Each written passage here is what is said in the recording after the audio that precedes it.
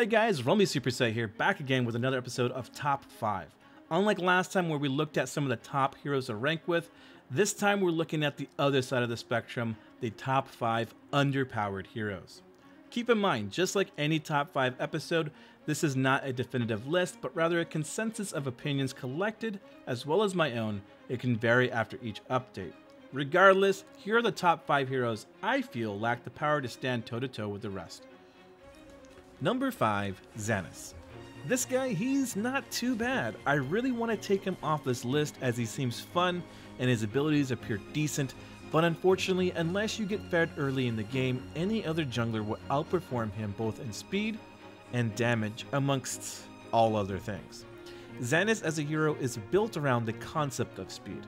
Both his first and second ability have elements that increase his speed, whether movement or attack. The reason he falls off is simply a large amount of other junglers can move just as fast and far more often while able to scale walls, unlike Zenos. Heroes like Kilgroth and Necroth even outperform his second ability in attack speed. Even with Zenos' ultimate that causes him to take 20% less damage for 5 seconds, heroes like Zephys have far better damage reduction that lasts, well, forever. Zenos is not a bad hero by far, and you can make him work, but if you want to win, your chances are far greater with another jungler. Number 4, Toro. Toro, well, he's okay. This guy actually has a good amount of crowd control, providing knockups with his first ability Bull Rush, slows with his second, and does even both with his ultimate. He just doesn't seem to perform reliably. If I had to sit back and really analyze his ability kit, I can honestly only say his first ability is reliable. It's straightforward and right to the point. You use it, you knock them up in a fairly quick manner. Everything else he does, well, is slow to take effect. His second ability has a short delay, and with a relatively low range, many people will inevitably get away unless you use your Bull Rush first.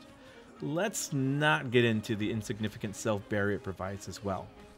His ultimate takes the longest to finish by far. Split into 3 different phases, he leaps at a target location, slams and slows, slams again for a stronger slow, and slams for a final time for a knockup. I feel as though this sequence is backwards. If a knockup was first, then proceeded with 2 incrementally less effective slows, it would be far more effective. The reason I say this is because it has an insanely short range in which if an enemy is even remotely attempting to escape, you may land the first slam, but you're lucky to get the second, not to mention the stun. This makes the ability extremely specific when you should use it, leaving it a bit less resourceful for your allies, unlike other equally tanky heroes. Number 3 is Pura.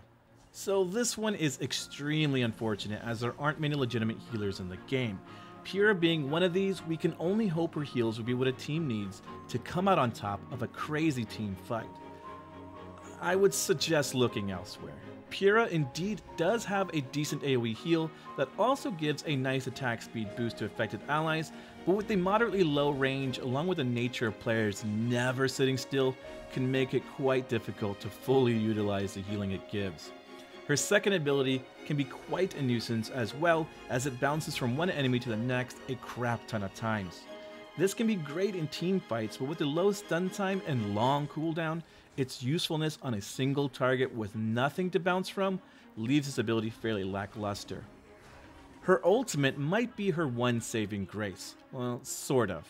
With the ample amount of armor it provides for all her allies in the area, and enemy movement speed reduction, along with its AoE stun, this sounds like a pretty solid ability, right? Not really. With the amount of stuns a normal team composition has, and the fact that she must remain stationary while casting, she either almost always gets stunned out of it, or simply dies as she's a sitting duck. Number 2 is Mina. With the current game and its tank meta, you would think you would see more of this hero. It's very common to see 2 or even sometimes 3 tanks in a single team, but unfortunately, Mina is hardly ever seen amongst those picked. Before we get into the bad, I do want to say she does have some redeeming features. Being one of the few heroes with abilities having max health ratios, along with her passive, she can output some decent damage even with full tank items. Her abilities also have a fairly good amount of crowd control, varying from pulls to AoE taunts. There just seems to be heroes that do it better. While her second ability does in fact pull more than one hero, the range is relatively short when compared to heroes like Grak. This means Mina will always need to be in very close range to enemies to land the ability, if she can. Given she's indeed a tank, this may not sound all that concerning, but having short range certainly makes it far less versatile than that of Grak's. Her ultimate also doesn't fare too well when compared to other similar abilities such as Gilder's. While both do a 360 AoE crowd control effect, Gilder's completely stuns enemies caught in it for upwards of 4 to 5 seconds, whereas Mina's ultimate forces enemies to attack her, which, keep in mind, still do damage to her, and lasting a measly 2 seconds. And number 1 is Omega. While this hero may have some decent crowd control, having 2 abilities with stuns, as well as some decent mobility to chase down his targets, it stops right about there. The barrier his first ability provides is essentially the same as Alice's, but worse. Being a tank, the barrier he receives is so small, it's sometimes hard to see it on your health bar. Unlike Alice's barrier, which she can apply to all her nearby teammates, while also providing everyone movement speed, Omega is pretty selfish as he only applies it to himself. To top it off, the stun it provides has such an awkward delay that most of the time an enemy can simply walk out of range, making the ability far less reliable. His ultimate also leaves a lot to be desired. While the ability can do a moderate amount of damage over time, it is essentially the same as Omar's, except worse. They both spin doing damage.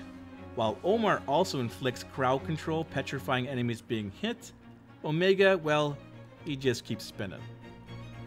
And that will wrap up the top 5 underpowered heroes.